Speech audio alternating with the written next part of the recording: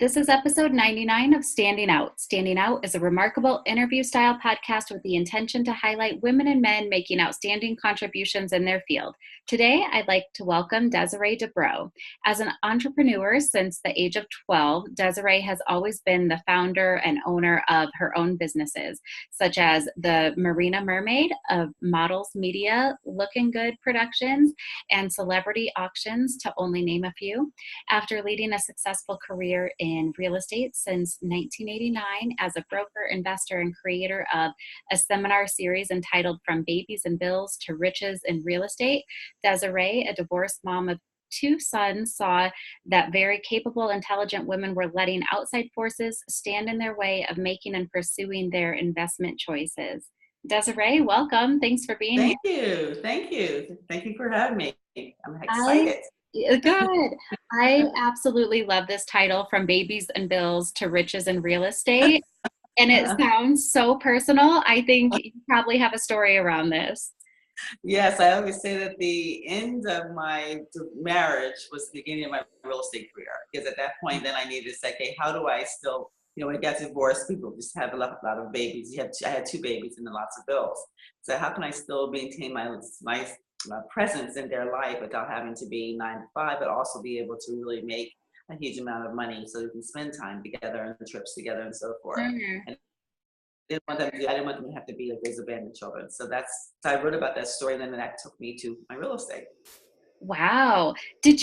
What was it the flexibility and income level of real estate that drew you in? Was that the main catalyst? Yes, I knew that, I was comfortable with sales, and I knew that sales was one of the industries that you can make the most money, if you have the most leverage. And I thought, well, what can I sell that has that everybody needs, and that has the highest price point or the highest, compensation? And it was real estate. And I loved houses anyway. I loved decorating houses. I loved, being in houses. So that's why I did it. And it's the flexibility, like you said, I could go in and out and be with my kids. Yeah, super smart decision. What was the move like into other businesses after real estate?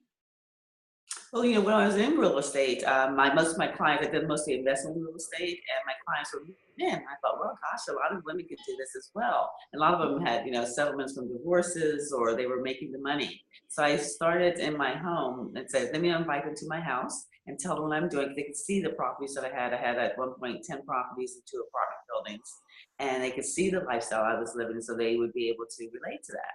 So I invited them over for a Sunday, made brunch, talked to them about it.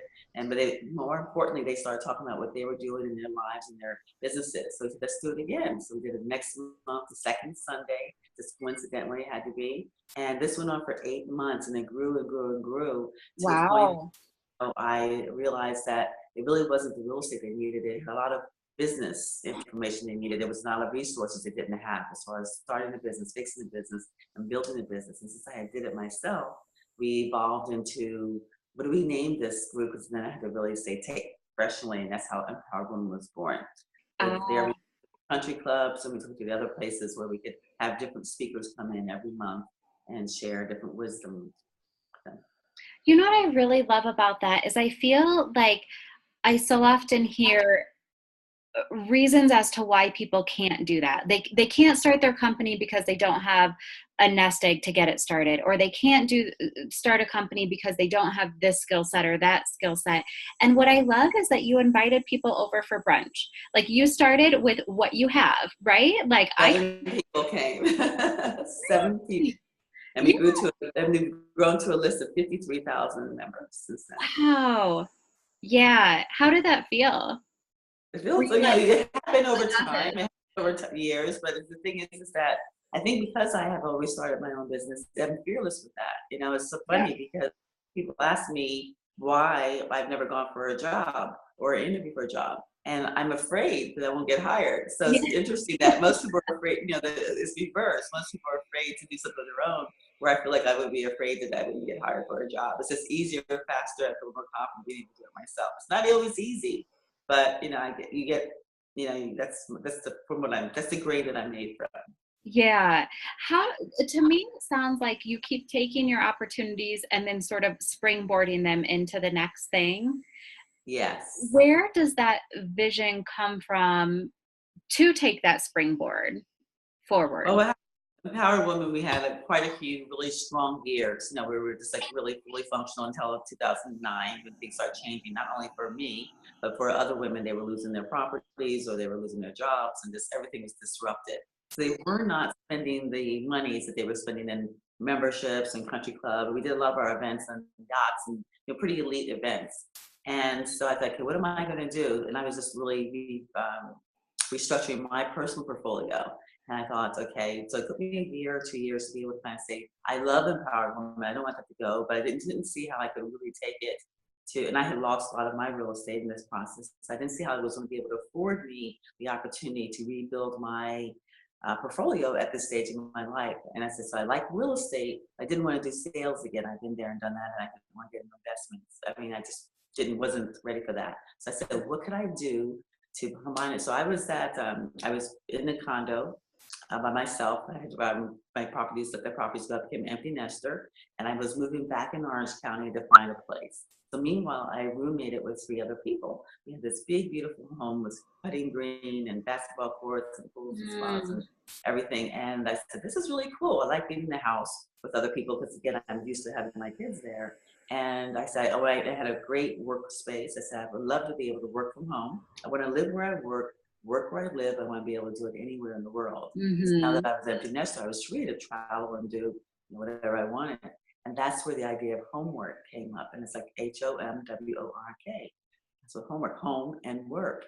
And so all that came up. I said, well, that would be great because it's not just me. I talked to other women that would say, yes, I would love to be. I don't want to be home alone. You know, I don't like this empty nester thing. I want to be in a luxury home, but I want the maintenance and the mortgage, and of all that again. So, but we could split it together. And so that's why we have full-time people, part-time people, or drop-ins. And so it's like Airbnb meets WeWork.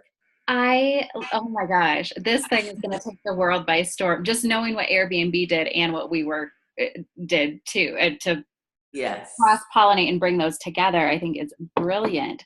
So how long has Homework been in business or around? Incorporated February 2017. So it's just a little year and a half. And so it's been exciting. Year and a half. So we have a signature home, which is the one that we're in Rancho Santa Fe, which is incredibly beautiful. And people can invest in that as well. There's a release option. They can invest in it in 2 years. We also have host properties because what I found, Katrina, is that a lot of ladies had extra guest rooms or they wanted to stay in their homes and guest houses or vacation rentals. And they wanted to put it on a platform that they felt was more safer because ours is membership based and everybody has a background check. So by that way, you don't have any strangers coming into your home. You know that they're women, professional women, and that they're part of a membership group.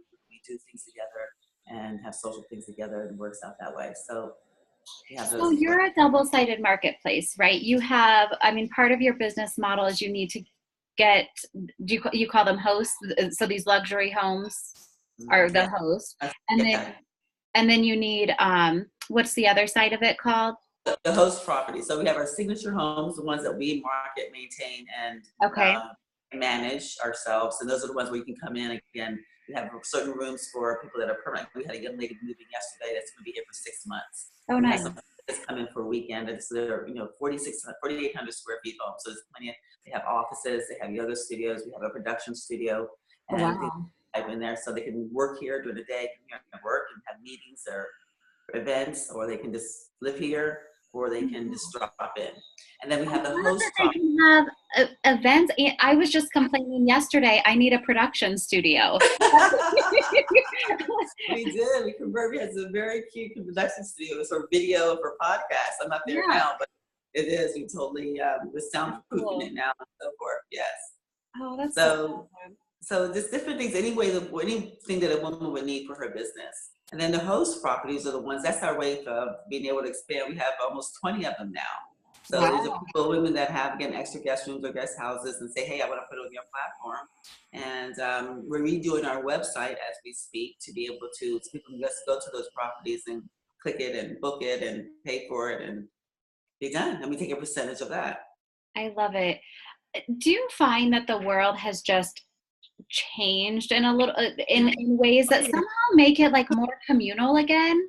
Yes, yes, yes. And I think it's a good thing because we're so detached, by being, being able to work virtual. Mm-hmm. I mean, loneliness is a new age epidemic, and it's equivalent to smoking 15 packs of cigarettes a day. And they estimate that 30% people that are lonely alone, they have 30% higher risk of passing in the next 7 years. It's Wow. these depression and addiction and alcohol and Mm-hmm. just mentally, physically, and spiritually. It's not we're social beings, so it's huge. Right.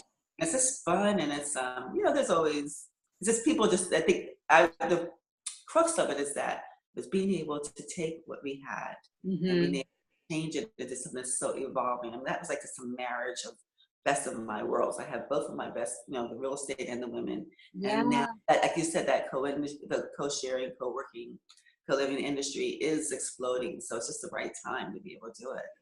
And I think that gives us each so much more freedom to do other things that we want also. Like if we want this luxury piece in our life, that's great, but it doesn't have to be the upfront investment that it always was, right? And also gives flexibility, the flexibility to go where you want and create the life you want. Exactly. I love it. So she's here for 6 months and she wants to go to Italy for 6 months. Then she'd have Yeah. a home to step into that's totally furnished. There's women in business that can show her around and welcome her, and just being able to work at the same time. Yeah. As we wrap up, what's the best piece of advice you've ever been given? This too shall pass. I love that one. Because at the moment, it doesn't feel like it. And sometimes we all reach. That's when my first child, who is now 32, was born, and was crying through the night. Oh my gosh. And this woman told me that, and it's true all through life. You can just believe Yeah. that. And I always say, do not let anyone or anything dim the light that shines within. Oh, beautiful. I know, because oftentimes we feel like we have to dim the light. Like we don't want to bring it all, and maybe our idea is too far outside of the box and it might scare someone away, or that we'd stand out too much and get too much like. And I think this is a mostly female problem, right? Like I don't think guys think that. but but that's how we've been taught, like to step back a little bit. And so thanks for sharing that. Yes. Thank you for Well, being. that's why thank you for doing what you're doing, putting the spotlight on everybody, being able to give them a chance to shine. That's It is beautiful. so fun. It's one of the highlights of my week. And your episode 99, so we've done a few of these now. I Oh my gosh! So maybe have one more, you'll be 100. I Thanks, know. thanks, congratulations. Thanks. We'll have to celebrate. Have a little podcast party. All right. Yes. Thanks for being here, Desiree. I appreciate it. Thank you. Thank you for the opportunity. You're welcome.